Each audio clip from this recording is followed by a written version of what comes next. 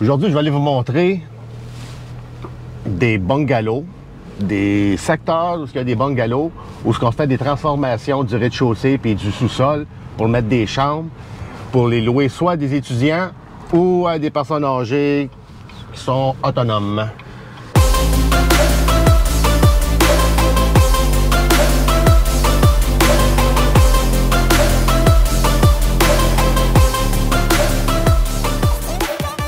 Je vais juste aller vous montrer à peu près vite fait que ça a l'air un secteur comme qu'on cherche. Mon client Denis, il en a acheté 7, je pense. Ouais, 7 en tout qu'il y a. Il y en a 5 qui sont pour les qui sont loués à des étudiants, puis les autres à des personnes âgées. Donc, je vais aller vous montrer que ça a de l'air. Là, on est au parc La Montagne. Regardez, genre, ça ressemble un peu à ça, là. Des bungalows comme ça que je parle, là. C'est quand même assez simple. Encore pas mettre des chambres en bas dans le sous-sol. Puis 2 ou 3 chambres au rez-de-chaussée en gardant la cuisine, puis en gardant la salle de bain, bien sûr. Ben, le salon, on peut le transformer en chambre, mais sous le tabon, on en garder un pareil. Ça dépend de ce qu'on veut faire avec. Fait qu'on va aller voir ça. On va aller vous montrer la maison. Puis là, on est arrivé sur le coin, encore parc La Montagne. Ça, c'est la rue Corbeil. Regardez, t'as des petits bungalows là, comme ça, là. C'est pas bête. Bungalows comme ça, là. OK. Fait que je vais aller vous montrer ça. Ça, je veux dire par les bungalows. L'important, bon, vous le dire tantôt dans le cours, c'est la largeur. C'est à ça que ça ressemble. Bon, on va vous montrer tantôt comment est-ce qu'on le divise à l'intérieur. Mais jusqu'à date, c'est ça. Un carport, c'est bien bon. Si tu peux en avoir un, tu peux louer ça. Je dirais, ouais, bon, 250, 200 pièces de plus, quelqu'un va les payer pour avoir un carport. Fait que c'est ça que ça a de l'air ici, là.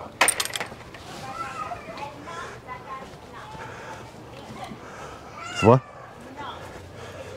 L'important, là, ça serait d'avoir un bon 40 pieds de largeur minimum si on veut faire un bon 4 chambres. Si on en a moins, on fait 3 chambres dans le fond, 2 en avant, parce que la cage d'escalier, c'est ça qui arrive. Fait que c'est pas mal ça. Après ça, si tu as une cour, tu peux louer une remise comme ça facilement. Je dirais, un locataire paierait pour ça, exemple, logiquement, 100, 125 pièces pour avoir une grosse remise comme ça. Fait qu'on peut en mettre 4-5. Tantôt, je vous parlais de 40 pieds de largeur. Fait que la profondeur, si on veut mettre des chambres de 12 pieds, fait que 12, 24, plus le passage, 4, 5, 6, 7, 3 pieds de passage. Fait que 27 pieds à peu près de profondeur. Fait que 40, 27, c'est pas mal le minimum que j'irais avec. C'est pas mal ça. Là, on va aller vous montrer le dessin, comment est-ce que je le divise.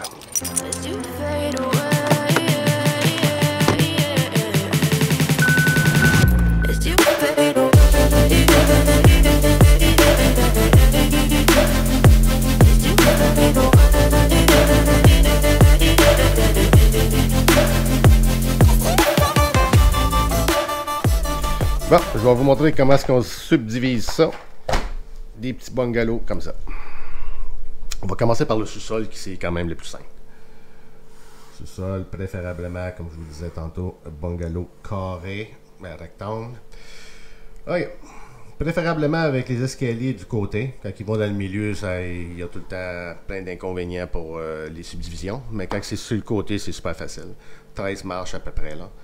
On va lui donner à peu près bon, 15-18 pieds à peu près juste comme ça. Là. Okay. On va commencer par le fond. Qu'est-ce qu'on veut là, c'est de donner des petites chambres à peu près 10 par 10, 10 par 12, des 8 par 8, 8 par 9, c'est trop petit. Fait que 10, 12, ça a quand même du sens. Fait qu'on va y aller par 10 pieds. 10 pieds, 10 pieds, 10 pieds. Si on a une maison de 40 pieds, profondeur. 1, 2, 3, 4. Ici, on veut 3 pieds pour le passage. Un autre chambre. Puis là, salle de bain. Même affaire, 10 pieds par 12. Puis ça, c'est 12. Fait que là, on a des 10-12. Fait que 12, 24, 27. Fait que 40 par 27, c'est pas mal le minimum qu'on va avoir. Pour faire 1, 2, 3, 4, 5 chambres. 1, 2, 3, 4, 5. Habituellement, on les loue, les sous-sols comme ça, pour les étudiants, à peu près à 500$ par mois. Sauf que si tu mets une fenêtre, tu peux le louer à 5,50$. Donc, une autre fenêtre, 5,50$. Lui, sur le côté, tu peux y en rajouter une deuxième. C'est bien plate, ça coûte des rénaux, mais on peut mettre ça à 600$. C'est ça qui est le fun. 600, un autre, un autre. Un autre 7, un autre 7. 600. Fait que là, ça nous donne combien? 600. 603 fois 5,50. 5,50.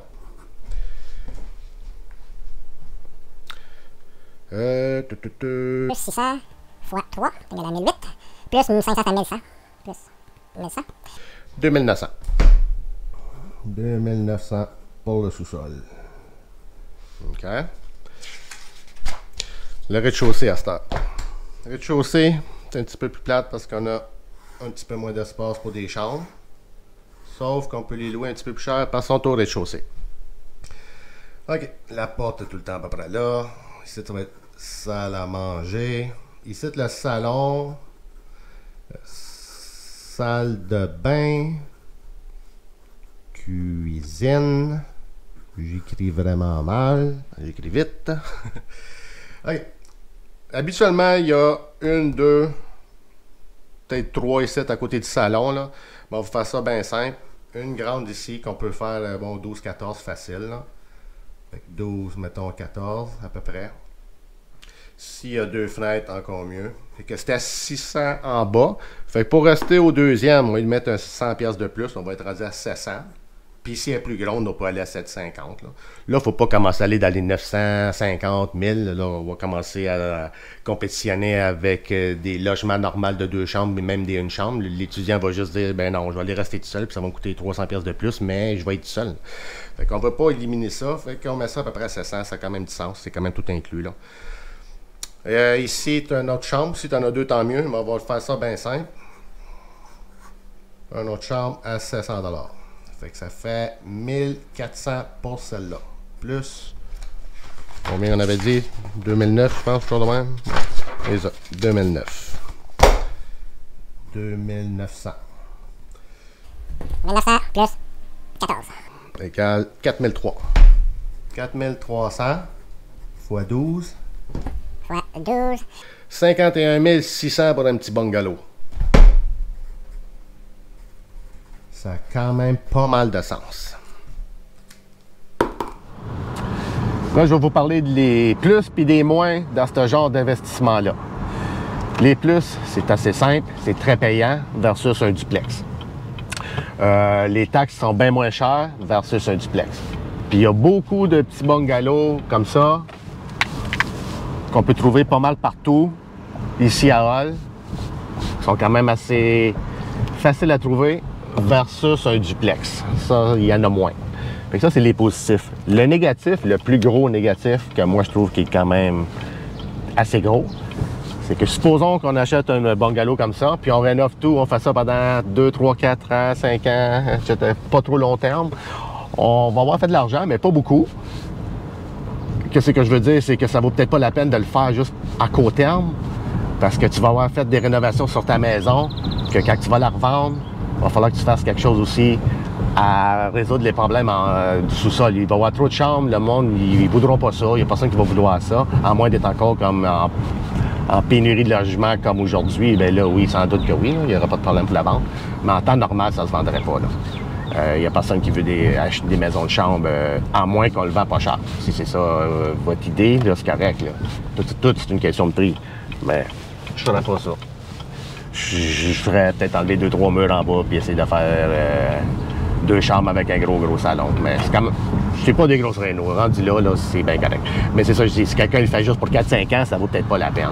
Mais quelqu'un qui le fait pour 10, 15, 20 ans, c'est vraiment bon.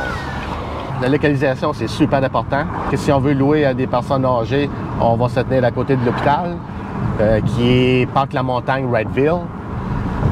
Wrightville, je n'irais pas dépasser la rue Isabelle, comme Gamelin, de Bourque, Caron, c'est correct, mais Isabelle, c'est bon. Mais après ça, ça commence à être un peu loin pour les personnes âgées. Surtout qu'il y en a beaucoup qui n'auront pas de voiture. Pour des étudiants, encore ici, à Hall, on a l'université sur Saint-Jean-Bosco, puis l'autre sur Taché. Fait que si on se tient dans le coin de Taché, on est correct. Il y a moins de bungalows par là-bas. Puis Saint-Jean-Bosco non plus. Il n'y a pas beaucoup de bungalows qui sont flats. Ils sont plus faits en 2 étages. Mais il y a quand même une manière d'en trouver. Il y a des secteurs un petit peu plus en haut, à côté de Lac des Fées, qu'il y en a. Des bungalows sont quand même un petit peu plus dispendieux, mais sont plus gros. Puis la grandeur de la maison idéale, ça serait... Bien, idéal. Toujours plus gros, c'est toujours le mieux, là, pour moi. Mais je veux dire, le minimum, 28 par 40. Ouais, 28 par 40. Puis, essayer de trouver une grande cour pour être capable de mettre au moins une remise par logement. Puis, un stationnement. Ouais, un stationnement par logement, ça serait quand même bien. Ça va être pas mal impossible si on va à 5-6 chambres. Mais au moins 4. 4, c'est pas mal le minimum. Je n'irai pas à 2 stationnements, là. Non, pas du tout. 3 peut-être. Si la maison est parfaite et dans le secteur numéro 1. Pas ça, non. 4. J'irai sur Wrightville. Pas plus loin que, je dirais, Isabelle. Tu sais, Caron, oui. Bourque, oui. Isabelle, c'est correct. Mais après ça, non. Ça commence à être pas mal loin. Fait que c'est pas mal ça qu'on voulait jaser aujourd'hui. Des petits bungalows qui peuvent aller rapporter dans le 45 000 facile. Mon client ici, Denis, 51 600 sa dernière. Incroyable. Fait que si vous cherchez une maison comme ça, juste m'appeler. Puis on va pouvoir en jaser. Comment est-ce qu'on les cherche, comment est-ce qu'on les trouve, quel prix qu'on paye pour. Puis comment est-ce qu'on rénove ça. J'ai des gens pour le faire. Ou si vous avez des gens pour le faire, on peut prendre vos ouvriers. Mais on fait la gestion complète de tous les travaux, là. Puis on fait aussi, là, pour le monde qui ne veut pas l'opérer, ma compagnie de gestion va l'opérer pour vous autres, il n'y a aucun problème. Fait qu'on s'en reparle là-dessus. Merci, bonsoir.